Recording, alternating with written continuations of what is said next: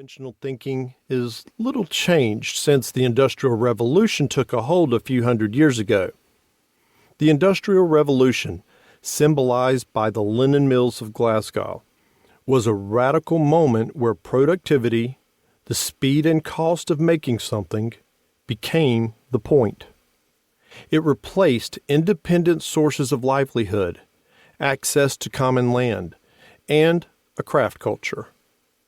It introduced the idea of a labor force and employment. People were driven off the land and into the cities by enclosure. The promise was a middle class where you had your own lace curtains. Management became the way of organizing human effort, and accountability became a way of holding people. It became the rationale for carrots and sticks, motivation, and rewards for compliance and performance. It introduced the idea that manager was cause and worker was effect. Before industrialization, worker was both cause and effect. The point here is to explore this way of thinking as one construct, rather than the truth about what works. To question what freedom might bring to where we assemble. To remind us that freedom is in our nature, and that it can be put to good use. Eve knew that she expressed her freedom through cuisine. Same with accountability. Why isn't this the first choice each of us will make every day of the week on everything that matters to us? Perhaps we were born to choose accountability.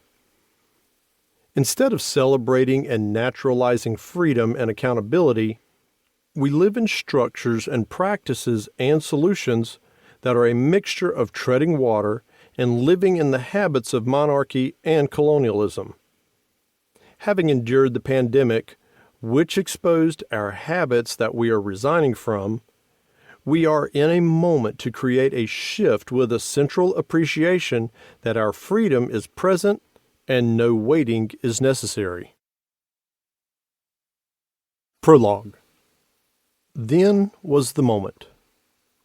The first version of this book was called Freedom and Accountability at Work. It had its spark in an auditorium 40 years ago. There have been very few times in my life where I knew at that instant that something in me was going to change.